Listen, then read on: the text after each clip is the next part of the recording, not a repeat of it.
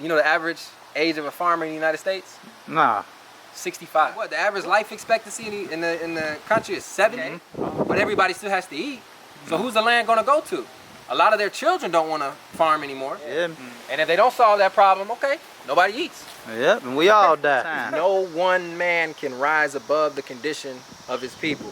So if you got it, but your people don't have it, you don't have it. Well, man, look, so I was actually raised by a single dad. Single dad, man. My mom passed away when I was really young in a car accident. Now, because I started on my porch on the west side of Chicago in 2 buckets. In 2 buckets, man. I had a pepper plant and a tomato plant. I'm telling you, once you make up in your mind that you decide to do that, God will move every single obstacle in your path to make sure that you and your family can eat. The food that's in our communities is not the healthiest food for us. High fructose corn syrup is what they use in a lot of these fast food places, sugary drinks, junk food. They'll take that same corn that you couldn't eat when it was in its raw form, process it, turn it into oil, and now we cooking chicken in it. One, we can save ourselves just by a greater knowledge of where the food is coming from, what we should eat, what we shouldn't eat. But then number 2, if we just make it easier to get better food. Like these vacant lots, man, and we start growing and producing on these lots. I mean, when it's time to eat, you could pull the grill up right in front of the lot, start pulling out the things that we would need to be able to cook the food and just do it right there, have a block party. Get land and be productive on the land. Absolutely. And that's how you build real wealth. Okay? Mark Zuckerberg makes his billions of dollars. What does he do with it? He buys land. You know, many of the families that preserve their wealth, what do? They buy land. Put a seed in the ground, learn how to grow your own food. You can do it. In our lessons, we learn who's the original man. The original man is the maker, the owner, cream of the planet Earth, God of the universe. I'm making things with the things that God created. I have all the knowledge in the world about every single plant, but until you put that seed in the ground, until you water it, until you take care of it, until it's time to harvest, and then get off your backside and actually harvest it before it goes bad, there's no benefit. You have a direct connection to God through this. Shooting with the eye of the trenches. Look! This is the eye of the trenches! Where we at, family? We at Torchlight Farms. Yes, sir. Who I got with me? Man, your brother, Malik and Katha. Your brother, you know, I'm a farmer. You know, member of the Unity Movement, FOI. And we're going to learn a little bit about agriculture today. Yes, sir. God willing. So take us through here. Okay, so, well, first things first. This land here, when me and my wife bought it, you know, this whole backyard used to flood. You know, I was really excited to learn about growing, and I didn't know what I was doing. So we bought the land, we was just fired up, really excited, and bought it in the winter. And when all the snow melted and the spring came, this whole thing was just like water pretty much up to your ankle. Wow. Water up to your ankle. So I called my mentor, figured out like how can I remediate the land and make it better, and he actually told me to put down 24 inches of wood chip. So I get wood chip dropped off in the driveway. The truck will back up, drop it off. And I actually took a wheelbarrow and laid down all this wood chip that you see to remediate it. Wow. All the wood chip. So every piece of wood chip that you see, you know, was brought in by one of these wheelbarrows right here just to make it happen. And it was just because, you know, not knowing what I was doing, made a mistake. But it's like, man, I can't, you know, waste my money. And, you know, when you're doing business, it's like you got to make some things work. So how long have you been farming? This would be my 5th year. Wow. So what got you into farming, brother? Part 36 of the time one must be done by the Honorable Minister Louis Farrakhan. So break it down, like what that is and what stuck out to you to make you want to put plan to action. So in there he talks about GMO seeds, transgenic seeds, and how the food that we're eating is killing us. And even if you think you're eating healthy, you're actually not eating healthy if you're not careful, because of the different things that they've put in staple foods and things that they've done to the seeds.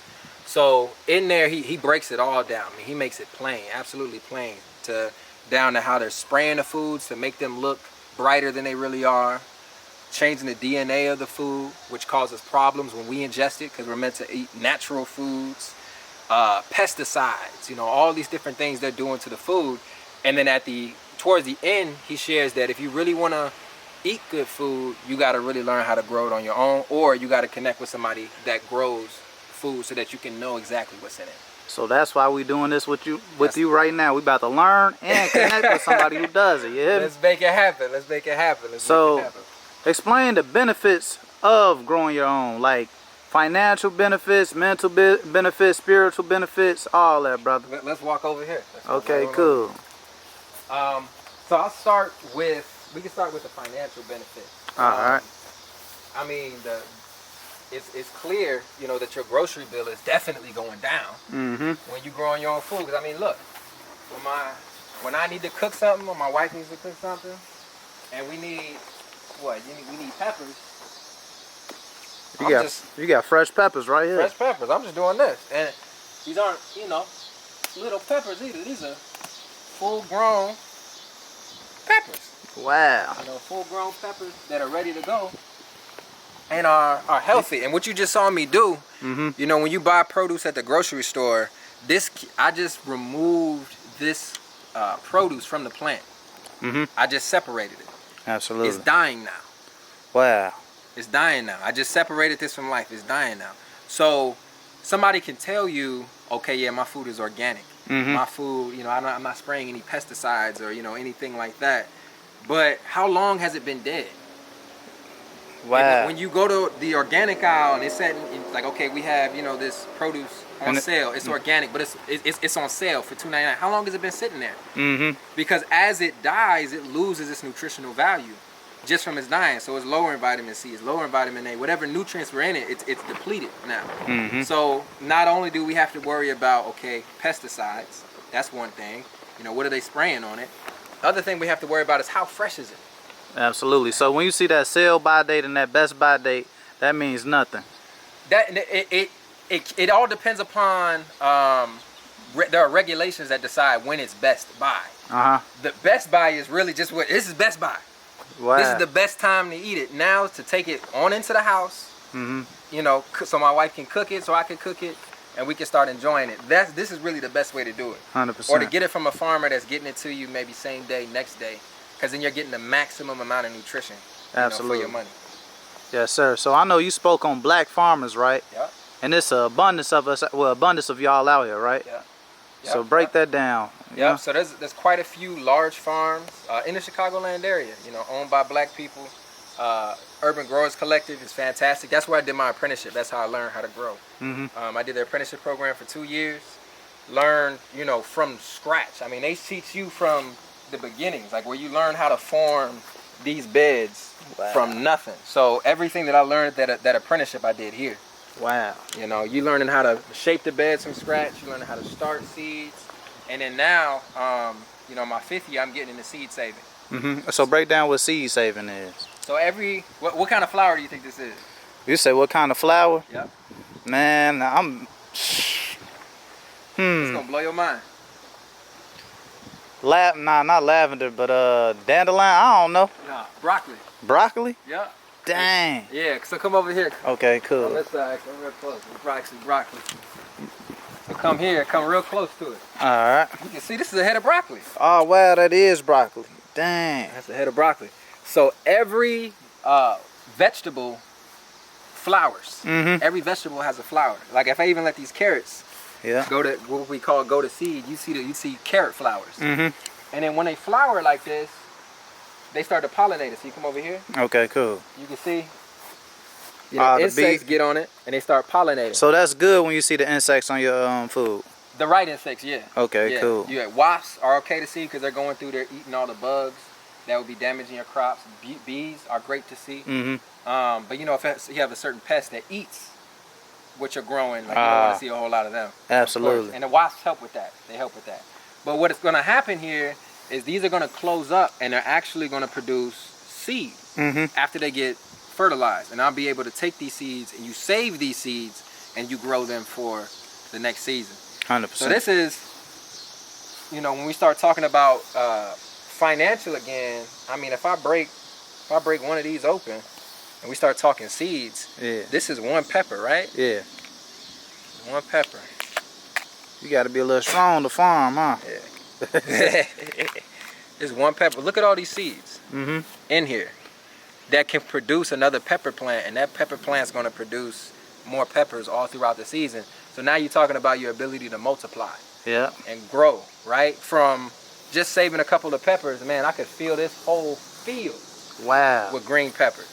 And then I take these green peppers, I harvest them, you know, I store them in my cooler, I'm able to sell them, cook them, do all different types of things with them. And now we're getting into real economics. 100%. You know, it's like, how do I get into real economics without having my hand out, asking for somebody to give me something, and I can go and get it for myself?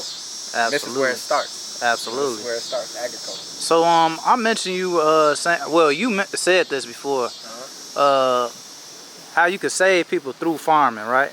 Well, save lives through farming. Can you break that down? So good food, one, farming is the engine of our national life. So we talk about, you know, a nation, right? Us as a people, a group, a body, thinking for the whole. We all eat. All of us. We all eat. But what do we eat? Many of the things that we suffer from are ailments, right? That we're on medication for. Our family members are on medication for. It's due to the things that we're eating, right? And we try our best, but the reality is the food that's in our communities is not the healthiest food for us. The oils that they're cooking in are not the healthiest oils for us. We just talked about when we were on our way here looking at all of the different fields, right? And the fields that have corn in them. And the type of corn that they grow isn't sweet corn. You can't bite into it and eat it. It's almost hard as a rock. But they'll take that same corn that you couldn't eat when it was in its raw form, process it, turn it into oil, and now we cooking chicken in it. Now we're cooking chicken in it. We knew we just couldn't eat it raw though. It's hard as a rock. I could throw it at somebody's head and give him a concussion with it. But we gonna grind that up, turn that into oil, and now fry our chicken in it. Wow. And we don't know. Right? Because we're not involved in the food system. We don't know where this stuff is coming from. You know, we're going to the store. So, one, we can save ourselves just by a greater knowledge of where the food is coming from, what we should eat, what we shouldn't eat. But then number two, if we just make it easier to get better food. 100%. It's got to be easier. You know, we just drove. We know how far out we are. Yeah. All our people can't come out this far. Absolutely. You know, to you know, get this type of food. So, it's not about just growing it here. It's like, okay, how do we get this into the city? How do we make this more accessible for our people so that they can get this good food without, you know, having to go too far? Because the corner store is closed. Yeah. These fast food places are closed. But this is far. This is far. So, like, what's the first step to that? The first step, so we have a farmer's market we're doing bi-weekly. You know, we're taking it to the people. It's right there on the south side of Chicago. You know, we're doing it at the mosque. That's happening bi-weekly. But from there, you know, we're talking to a couple of different aldermen in different wards about finding, you know, these vacant lots that we can grow, that we can start growing on. You know, we have a pool, you know, brothers, we pulled our money together, we started a farm, and that farm is called Jana Farm. That's a different farm, and we put our money together. So, you know, that now that we're rolling and we're growing, we got land. It's even further out of Champaign. You know, I got my cooler here. We bring it, we store it here, and then we sell it, you know, on Saturdays at the market. So, you know, doing more of that, but just closer in the city. 100%. We got a lot of vacant lots in the city, you know, and these same thing that you see being done here can be done in those vacant lots. Absolutely. 100%. So keep taking us through here, showing us and teaching us, brother. Praise you through a lot. But these are onions. Okay. These are onions. Bro. Dang, these real onions right here. This is crazy. Real onions. Real onions. So, onions, and you'll see, you know how they tell you onions are a purifier? Yeah. They really are. Okay. Because every year, man, pests do not mess with my onions. You say the pests don't? They don't mess with the onions. They don't mess with the onions. Matter of fact, if you want to protect something else, you can put onions next to it. And whatever's a pest or, you know, disease that's typically come to your crop is going to stay away because of how strong onions are. Wow. How strong they are. I never have any issues, man. They get huge, they get big. And, you know, we put them in so many different dishes, it just makes sense to have them. And they store for a long time. 100%. As well. They store for a long time. So, these are good. So, actually, my son recently just wasn't feeling well. My wife, you know, cut up some onions so that my son could smell them. you know, in his room, and his room was smelling like onions. Dang. You know, for sure. But him sleeping in it and the scent coming into his nose, you know, knocked out his cold. Because they're pungent. Watch, you smell one? I believe. Very pungent. This hasn't even cured yet. So watch this. Like that. Smell that. Dang, you can really smell the onion on it. Yeah. This is fresh. Wow. And it's strong. So you want to chop that up. Whatever stomach cold you got, just put your nose in that, smell that for a while, just knocking it out. Wow. Pulling it right out. These are cabbage. These are just about done. So I can salvage some of these that are ready. But for the most part, I need to pull this bed up and then replant. So how long does it take for this to regrow? Regrow? Yeah. Cabbage, I say about 40 to 45 to 60 days, depending on the variety. Oh, that ain't even long then. But the one thing about cabbage though is you get one head. So after you chop this head, it's done. Oh, dang. It's done. That's it. So you need like a decent amount of land, because you see how much space they take up too. And they take up quite a bit of space. Yeah. Yeah. I'm getting a lot of vegetables in my hand. Oh, But we all have heard like photosynthesis in school. yeah. You know, these green leaves for the plant, they're like solar panels. Wow. Think about them almost like solar panels. You know, they go out, they work to get the sun, and with the energy that they get from the sun, they're able to use that to create sugars that they send down in the roots.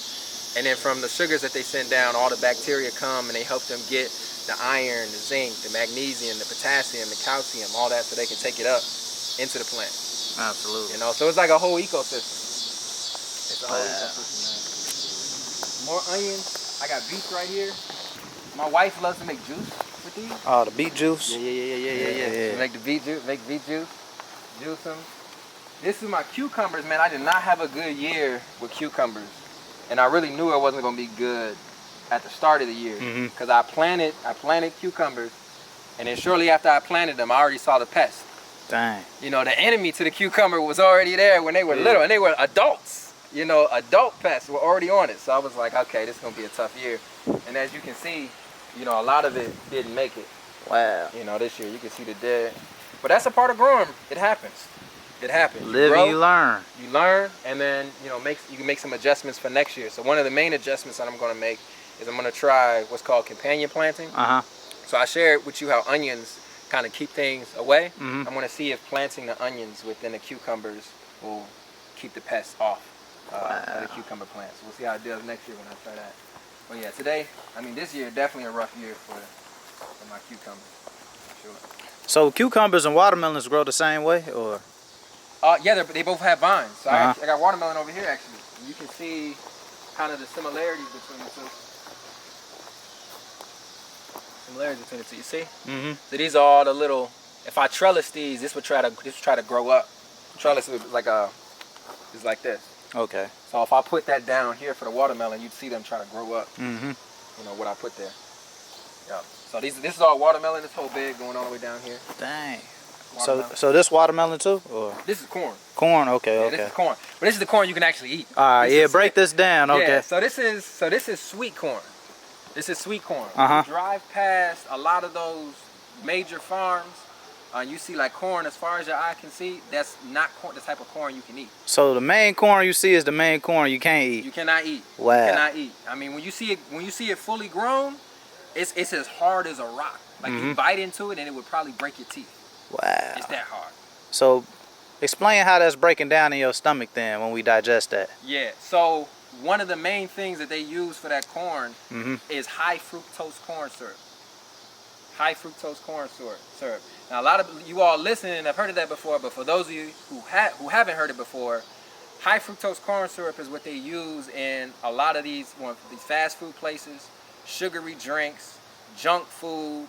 They're using this type of corn that you can't eat. No, sorry, not this type of corn, but the other type of corn that you can't eat to make these sugars, and it's giving us diabetes. Dang. It's giving us diabetes because your body can't lower your blood sugar quick enough once this gets into the bloodstream. So it spikes your blood sugar, and then it causes issues with your pancreas, which is what eventually ends up causing diabetes. Wow. Yeah, when your pancreas has issues. So this corn, though, this is called sweet corn. It's called sweet, and this is the type of corn that you can eat. This is the type of corn that you want to throw on the grill Oh, in the yeah, summer, for right? sure. Or, Mhm. you know, at the barbecue, making sure that you have it. This is that type of corn. So each little stalk here that you see will produce about 4 to 6 ears of corn. Mhm. So this is going to be a lot of corn. Probably Dang. almost 500 ears or more. 500 years? Probably 500 years. Maybe even close to 1,000. 1,000 years of corn right here. Yeah, it'll be a lot of Wow. And just this small area. just a small area. And that's what I'm saying is in these vacant lots Uh-huh. throughout the city, you can grow a lot of food. You can grow a lot of food. Like imagine, you know, one of these lots that are just broken down somewhere, right? Somebody's just growing on it, growing food. At a certain point in the summer, you could feed the whole block. You could feed the whole block. You could pull up with a grill. So you say we could feed the whole block You if could we learn how to there's grow. enough food here to feed the whole block right now. Dang. Right now. Talk your stuff then, brother. We can feed the block right now. For So sure. take these vacant lots, man, and we start growing and producing on these lots. I mean, when it's time to eat, you could pull the grill up right in front of the lot, start pulling out the things that we would need to be able to cook the food and just do it right there, have a block party. A crop party, yeah. A crop party. I like it. Yes, sir. Block crop party. So, as we know, it's a war with farming right now. Can you break down the war on farming? Yeah, so they're making it harder to get land. Uh-huh. They're making it harder to get land, and they're making it more difficult for farmers because the billionaires want to move in and get the land. Now, one of the things that we need to learn in terms of, you know, generational wealth and how to pass on our money, how to pass on our wealth, is in land ownership. So I'll give you an example. Bill Gates, right? You and I were talking about this in the car. Billionaire. He makes his billions of dollars, and then what does he do with it? He buys land. Okay? Mark Zuckerberg makes his billions of dollars. What does he do with it? He buys land. You know, many of the families that preserve their wealth, you know, the Vanderbilts, the DuPonts, the Rockefellers, what do? They buy land. Now, why do they buy land? So, there are certain families that own things like timberland, or own things like mines, or own things like water rights. So, just imagine, put this in your head, Imagine your family owns 10,000 acres of timberland, right? As long as wood is used, your family will be able to make money. And we need wood forever. Forever. So this is how people maintain their wealth. And you hear about families that have been rich for centuries, 100, 200, 300, 400, 500 years. They're using land, and no matter what happens in the future, I know AI is big right now, it's everywhere. And people are saying, oh, AI is gonna, you know, cut jobs and everything like that. Okay, we're still gonna use wood. We're still gonna need minerals to create everything, to build, to manufacture cars, to make the iPhones that we use. Like, we're still gonna need raw land, and if you own that, regardless of what happens, your family's gonna be secure. I mean, see, I just had a wood fence built on the land right now. Yeah, absolutely. Wood. Perfect example of it. Yeah, perfect example. Perfect example. So they're investing in land, and it's like we can follow a similar model. You know, on a scale in which we can, on which we can do it by producing land. That's what the Most Honorable Elijah Muhammad, that's what the Honorable Minister Louis Farrakhan tell us to do: get land and be productive on the land. Absolutely. And that's how you build real wealth. That's how you do it. So I remember a long time ago you told me this: knowledge means nothing if you don't apply it. Yeah. So can you break it down to the viewer that might watch this?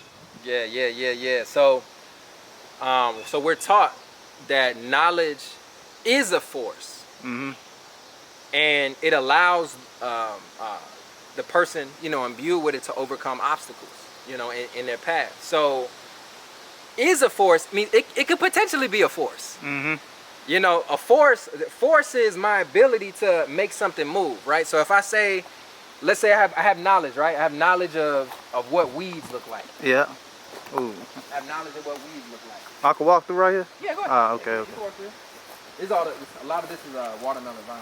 Ah, okay. So I have knowledge of what weeds look like. So I can look at everything and I can say, okay, that's a weed over there. That's a weed. There's weeds right here. This is a weed. That's a weed. This is a weed. This is a weed. That's a weed. I'm getting no work done. Yeah. There's no benefit to anything that I'm saying or the knowledge that I have until I practically apply it and do something with it. 100%. You got to do something with it. 100%. So with any knowledge that we have, it's great to have it. It's great to share it with people, you know, on social media and build in circles and everything. But until it's properly applied, nothing happens. Facts. Nothing happens. And that's one of the things I love about agriculture is they make the principles of life so plain. Mm-hmm. So plain. Somebody can have all the knowledge in the world about every single plant, but until you put that seed in the ground, until you water it, until you take care of it, until it's time to harvest, and then get off your backside and actually harvest it before it goes bad, there's no benefit. 100%. There's no benefit, man. So that principle applies in real life. You know, if you're excited about starting a business and you're studying a whole lot and reading about your business, I mean, you essentially doing what I just showed you. It's like, okay, I could do this, I could do that, I could build this, I could start this, but it's until you actually do it, Absolutely. you get nothing out of your knowledge. Absolutely. Dang, you just broke that down real well. Man, praise be to Allah. Yes, sir. So is there anything else you want to speak on, touch on? Speak on, touch on. Yeah, one of the things I'd encourage, like if you want to get started, if you're in the Chicagoland area, the Urban Growers Collective, I'd start you exactly where I started. You know, and I would go to that organization. They teach classes all throughout the summer, and you can go there and you can learn and you can volunteer. Absolutely. You know, there and really get started. Also, like if you're already growing, you know how to grow. Maybe, you know, you used to help grandma, your mom, your pops back in the day. Get back into it. Get back into it. You know, and start doing it. This is something that you can do, you know, on top of what else you do. You know, primarily the way that I, you know, provide for myself and my family is, you know, through computers. You know, I work with computers. Mm-hmm. But that doesn't stop me from, you know, being able to grow my own food. Everybody can do it. This isn't a magical thing where you're born with a green thumb. No, God will give every human being the ability to feed themselves. Wait, say that again, brother. God will give every human being the ability to feed themselves. 100%. He doesn't create any creature. There's not a bird that gets up and wonders, like, how am I going to feed myself? Every single thing that he created, whether it's a worm, whether it's a fish, whether it's a bird, is able to provide the means so that it can continue to exist. And you could do the exact same thing. 100%. You can do the exact same thing. And I'm telling you, once you make up in your mind that you decide to do that, God will move every single obstacle in your path to make sure that you and your family can eat and that you get access to what you need to be able to grow your own food. And I'm living proof. Absolutely. I'm living proof, man. So let them know you from the trenches. You come from them environments too, because a lot of people might hear the way you talk, carry yourself, and think this ain't even possible. So break it down for them, brother. Well, man, look. So I was actually raised by a single dad. Single dad, man. My mom passed away when I was really young in a car accident. So my dad held it down for me and my two siblings. And then the other part of that was, man, my pops, he didn't have a whole lot of money because he sung blues and jazz. Mm-hmm. That's what he sang. So I come from a very musical family. And coming from that musical family, and my father also coming from that life, stopped me from necessarily going down that path. But you're still in the environment, though. 100%. You're still in the environment, though. You still got to look over, and you still got to watch your back, though. So that's what, you know, that coupled with growing up in the mosque, growing up in the nation, you know, kept me on that right path. You know, and the love of my people is what keeps me going back. No, that's real. So just because I'm here, just because, you know, I have land and I'm growing my own food, I still have my people on my mind, right? Like we were talking earlier about, okay, how do we do this in the city? How do we bring this back? You know, right now we're even bringing the food back to the city because no one man can rise above the condition of his people. Say that one more time. No one man can rise above the condition of his people. So if you got it, but your people don't have it, you don't have it. No. You don't have it. Or you won't have it long. 100%. No, that's if you real. do have it, you know? So we have to think about the whole. And that's what we're taught. And that's the approach, you know, in agriculture. Like I'm thinking now, how do you know, you got 4 acres. Okay, how do I get 100? Absolutely. So that I can grow more food. Once you get 100, it's like, okay, how do I get 1,000? How do I get 10,000? And you scale up and you put the proper systems in place so that you can actually scale so that we can provide for our people. Because we got a lot of our people that we need to feed. We have 50 million people now. Mm-hmm. It's 50 million of us. That's a lot of food. Yeah, that's a lot of food. For sure, but we need more farmers. It can't just be you. Yeah, feel we need more farmers. We need more farmers for sure. And here's the interesting piece though. Now is the best time to get into agriculture. Okay. Why? Why is the best time to get into agriculture? You know the average age of a farmer in the United States? Nah. 65. What? Yeah. For real? Yeah, the average person that grows your food is 65 years old. So if we just doing basic math, if the average farmer is 65 years old, they're not going to be around a whole lot longer. I mean, what, the average life expectancy in the country is 70? Oh, so that means like 5 years. Yeah, 70. Okay, but everybody still has to eat. So who's the land going to go to? A lot of their children don't want to farm anymore. They don't want to farm anymore. You know, they went off to college. They doing other things. They don't want to go back and farm. So a lot of these farms are closing down, and you'll see it today. If you in any major city, go drive out to the suburbs where you start seeing farmland, and all you're gonna see is for sale, for sale, for sale, for sale, for sale. You can see it now. If you in Chicago and you drive out to Mokina, all of that land's gonna be for sale. You're gonna see 150, 200 acres for sale. So they're getting out of farming. They're getting out of the business of farming, and that means we need to come in. And we need to come in. Absolutely. People still need to eat, bro. People still need to eat. But that first key, what's even more important than having the land is knowing how to be productive on the land. Because if you just have land and you don't know how to make it productive, all you got is a tax bill. Yep, you was explaining that in the car too. That's all you got. Yeah. All you got is a tax bill. So knowing how to be productive on the land, growing the food, you can do that now. Because I started on my porch on the west side of Chicago in 2 buckets. Wait, so you started on a porch? On a porch. Wow. 2 buckets. In 2 buckets, man. I had a pepper plant and a tomato plant that one of the brothers in the mosque gave me. Wow. From volunteering over at his farm, and that was my start, bro. And I killed one of them. Yeah, on accident. Dang. Because I just didn't know what I was doing. Long live the plant, man. Long live the plant. But that was the summer of 2019. And then, started growing, learning, got the land. You know, now here we are. Fast forward 5 years later. So where you see this 5 years from now? 5 years from now, let's walk and go see. Okay. Let's walk and go see, bro. So, as I said, I had to, remediate a lot of this land. But there's a lot of space. There's a lot of space. And for the parts that are cleared and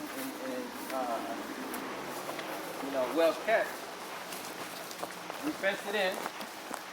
Just so this could be like, this is our main area. But there's more land back here. Wow. A whole lot more back here.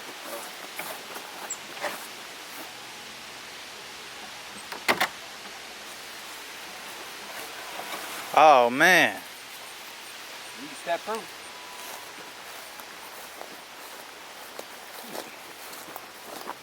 All of this land. All this land going all the way back. Walk, keep going all the way back. So this can be cleared and turned into productive land. I mean, we can put animals on here. We could grow more crops on here, by clearing out some of the trees. Some of these trees are dead and need to be cleared out anyway, like this one right here.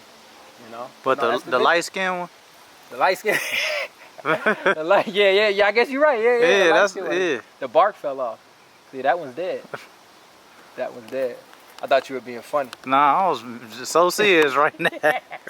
A light-skinned tree. Yeah. Light-skinned so every time you see a light-skinned tree, that means it's dying? Nah. Okay. I don't mean a light-skinned to die, bro. No, I ain't saying it like that. Now you got to Oh, man. Man, but yeah, so this is the vision, clear it, and then, continue to come back. Absolutely. Continue to come back as far as we can and just make it productive. So, but you can see, I've done a lot of cutting. Oh, wow. Cut down over here. You can't really see it because all the vegetation grew over the top of it, but there's a massive tree that's been felled right here. I got a chainsaw. So what do you do in the wintertime though, like when everything dies? That's your time to clear. Oh, okay. Yep, that's your chance because all this vegetation isn't here in the way that you got to cut. So as soon as the winter comes, you can come out here. The trees, you let them dry out so that they're easier to cut. Start cutting them down. Oh, wow. You know, and so we're gonna buy a wood chipper so that when we do cut them, I can take the wood chipper and then, you know, boom, start chipping them right here on the land. And so you use the same thing you cut down to build right back up. Exactly. Take those wood chips. So everything is of resource then, pretty much. Yup. Yup. Definitely make your own compost. Because with the wood So what chip, this is right here? so this is all the compost that we use to make the beds. Okay. Actually. So with wood chip, so everything that you see that's brown has carbon in it. Okay. And everything that you see is green, that's green, Mm-hmm. has nitrogen in it. So you can mix carbon with nitrogen, water, and air, and use that to make compost. Oh, wow. And this is the nutrition that you're getting, that you're putting back into your food. You know, so I have a plastic tarp over the top of this because that kills weeds. Okay. But see, this is the same thing that I make the beds out of right here, and you can even see the wood chip in it. You see the wood chip in it? Some of it didn't all break down all the way. You know, but still usable. And then putting all the nutrition right back into your food. You know, as you grow it. Just like I see you got the chickens too. Chickens, yeah, it's probably some eggs in here too. I didn't even eggs. Let me see. Some eggs in here. So any weeds that I cut, I give to the chickens. Any food that doesn't really look that good, I give to the chickens. As well as like scraps. One of the chickens here sit on the egg. Come on. Oh, this a chicken in there? She brooding right now. She just makes she want to sit on the egg. She don't want to move. Yeah, she don't want to move. You can see. Put it in there. See the eggs on this side over here? Yeah. Yep. I'm coming back for those later. Get those eggs. So now you don't even have to spend money on eggs, right? And the price of eggs went up like crazy too, didn't it? Yeah. Shout out. Let's get you some chickens. Yeah.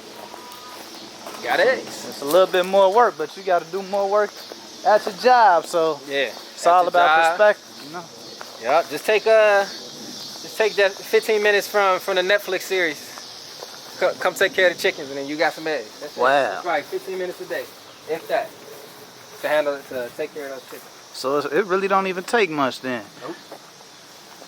Not once it's all set up. I mean, it was a lot of work to get it set up to the point where I could grow on it. But once you have, you know, your systems in place, it's not a whole lot of work. 100%. It's not a whole lot of work, man. Yes, sir.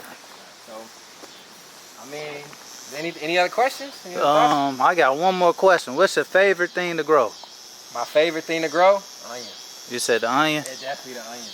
Is it? What's the hardest thing to grow? The hardest thing to grow right now would be those cucumbers. Because, you know, they went bad, and I don't even know why they went bad. The second hardest thing, I say in the climate that we're in, watermelon. Because you got this real narrow window of heat. They really need a lot of heat. You know, and that's why a lot of watermelon is brought from the down south. Yeah. So we're going to see how they do this year. They did pretty well last year. But, yeah, that's probably the second hardest thing. So what's the easiest thing to grow, like, if you in the Midwest area besides corn? Root crops do really well. So root crops, carrots. Okay. These did really well. I did potatoes. They did great because they're cold hardy, so you can start those in the ground earlier. Okay, cool. You can start those in the ground earlier, man. So, yeah, carrots, great. Potatoes are great. Radish, beets, all those. Okay, cool. So I got one more question, then we good. All right. So, what role does God play in doing this? I mean, all this is you have a direct connection to God through this. Like you think when people look at the supreme being, right? The supreme being, God. What makes him supreme? He's supreme in knowledge, wisdom, and understanding. Now, we're taught ye are all gods, children of the Most High God, right? We're children of the supreme being, though. And what makes him supreme is he gave us every single thing that we need to exist. So, like, okay, it's great. I could make a massive farm. I could make a 10,000 acre dairy farm with cows on it, okay? Who gave me the cow though? Facts. Who created the cow for me to even be able to create a dairy cow? I could create a skyscraper made of all glass, right? Glass on every side. It looks amazing. He was like, oh man, he created this, man. He's expressing his godhood, right? Who gave me the sand that they used to melt to make the glass? Who gave me the seeds to even be able to grow in any of this, right? I didn't make the wasp. That's the only pest control I have. I don't spray anything. You know, I use nature to combat whatever issues I'm dealing with in nature. I didn't create the wasp. 100%. You know, so in our lessons, we learn who's the original man. The original man is the maker, the owner, cream of the planet Earth, God of the universe. I'm making things with the things that God created. I'm making them. I'm not creating them. He already gave them to us. But I'm making things out of what he created. Absolutely. And that's the direct connection, and that's the understanding. And when you see it that way, you have a deep respect for everything in God's creation because he created everything with a purpose. Absolutely, brother. I appreciate you. So, who you shooting with, family? Shooting with the eye of the trenches. And who I got with me again? Man, it's your brother, Malik and Katha. You know, excited to be here with you all, you know, for y'all to see this. Put a seed in the ground. Learn how to grow your own food. You can do it. This is the eye, putting this idea in your mind, right? In your third eye. Yes, sir. In that order, brother. In that order. Look, this is the eye of the trenches.